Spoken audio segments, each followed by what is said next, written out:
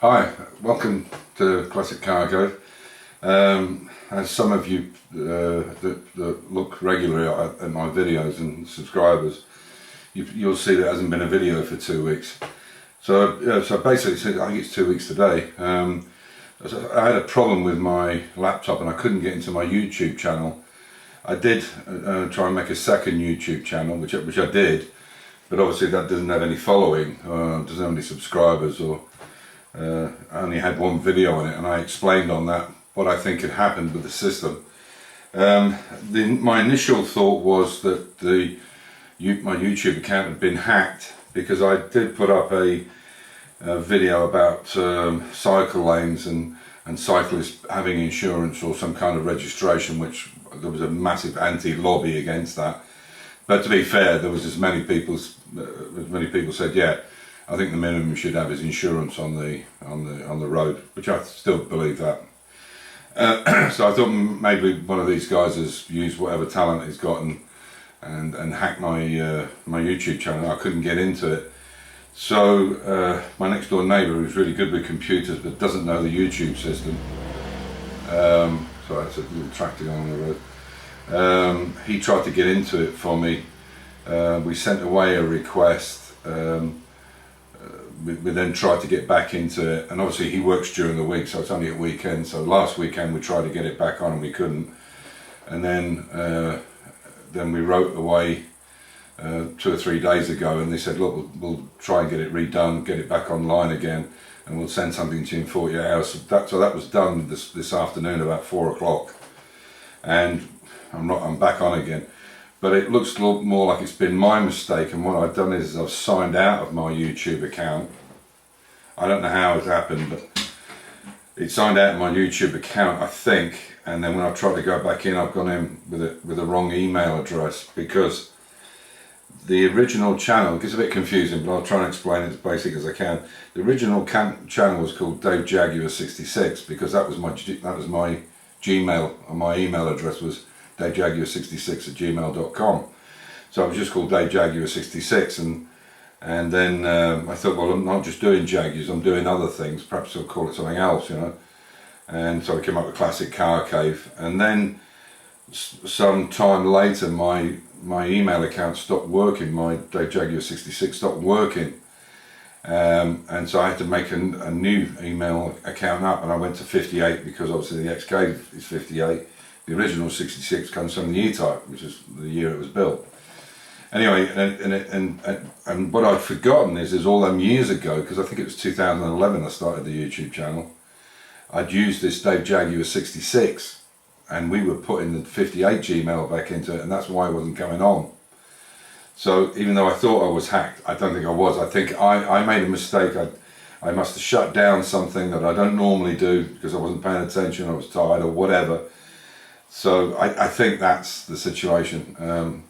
I can't see why anybody would want to hack a channel my size. I know it's tiny. So, but that's what's happened. So a lot's gone on in 2 weeks. I apologise for not being up, but I hope you can come back and watch this video and realise why I've not been online for 2 weeks. So that being said, we've got quite a few things to catch up on. Some things, you know, we've already gone through, because that 2 weeks has gone, and so I've put a few projects that I said I would do each project singularly, but just to bring you up to speed of where we are now.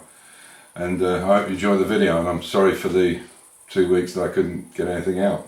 So we've made this rubber seal, which was quite difficult because it's very close to the edge, and it was a real bastard. Getting in down the sides, we could use the edging, which we'll show you in the video, but on the top here we had to cut it. There's just no way, it's too thick.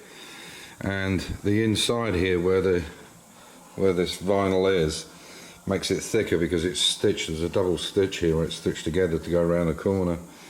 So we had to kind of play with it a bit. But as you see now, this is the locks here. You can see as you turn them, and they seem to fit quite well. So what we'll do is we'll just pop it back down.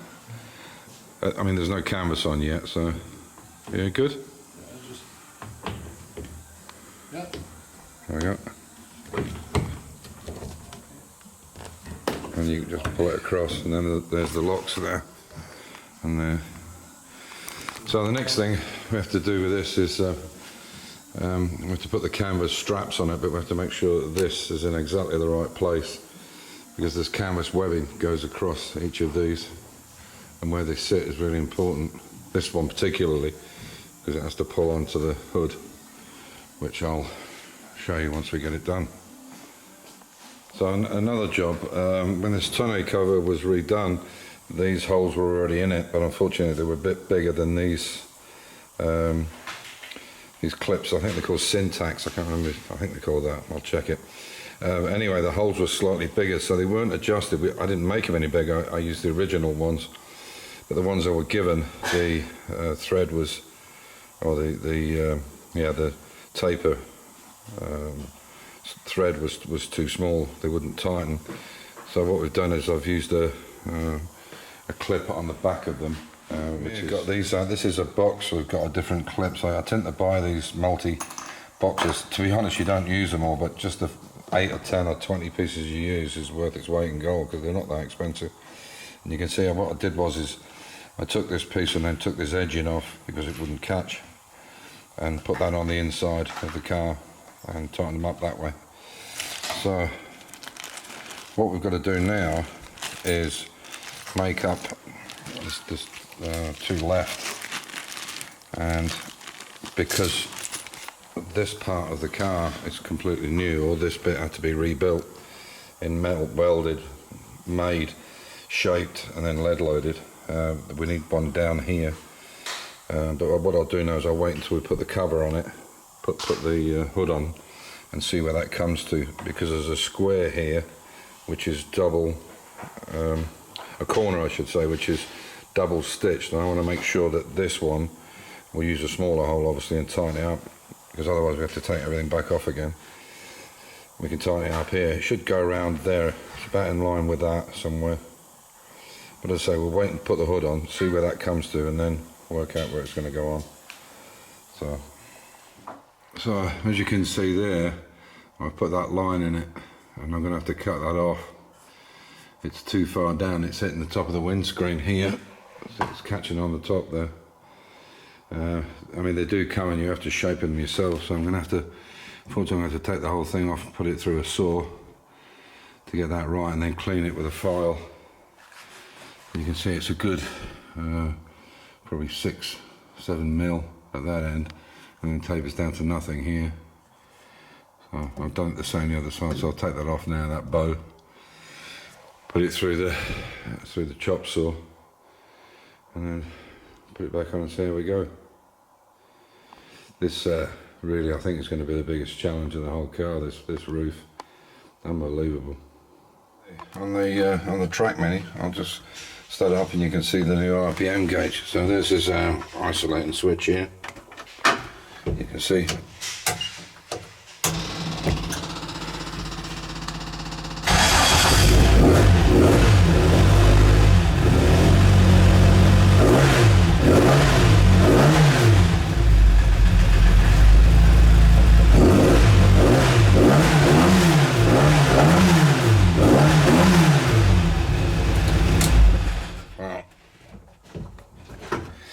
I don't want to rev it too much while we're in here because it's in the garage a bit, but you can see how the red light comes on. What this doesn't do, it doesn't interfere with the ignition. It's only a warning light, so it doesn't interrupt the ignition. We've set it at 6,500. It should go up to 7, or 7.2 absolute max, but if we go to 6,000, by the time you've seen the light, we'll know to change gear. And that's how it looks. And I'll go through it if you're interested in how you set it, but it was that's very reasonable. I think it was like 100 quid or something, it wasn't much. And you know, you can change the colours and all kinds of stuff in it as well. So it should be nice for Red Bull ring. Here's working on the Mini. You can see that's where, well, somewhere there. No, there's a thingy here somewhere, isn't there? Was it about here somewhere? Somewhere here. So you can see you start to lead load it all, and how nice the corner looks, and it's really nice shape. And we've also got a comb, which is a profile comb, which we'll put on here, and we'll take it right the way across to make sure the profile's correct all the way across. So we just slowly go across a little bit at a time, bit of lead. You always disturb it, but it's not a problem, you can put it back in, but you can see how nice that looks. And then a not a normal filler, but what they call a fine filler we put in, and that'll get rid of the scratches. That's coming on real nice. You can see all the lead in there. So it's going to look real good when it's finished. And it's got the fan on because there's a bit more. So, as you can see, this side's looking really nice now. It's gone basically right across. Still some touching up to do, and this is the file I use for lead. You can see it's taking it off. And what you can do is reuse the lead again if you gather it and straighten it.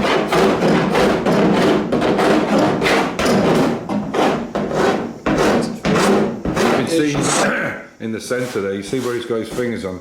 You can actually adjust this in the centre where he's got his hand. There you go, there's the other one. Already. You see that one there? You see how it's got the bow in it? So all you do is you time that so you can end up with it straight or in a bow or convex or concave.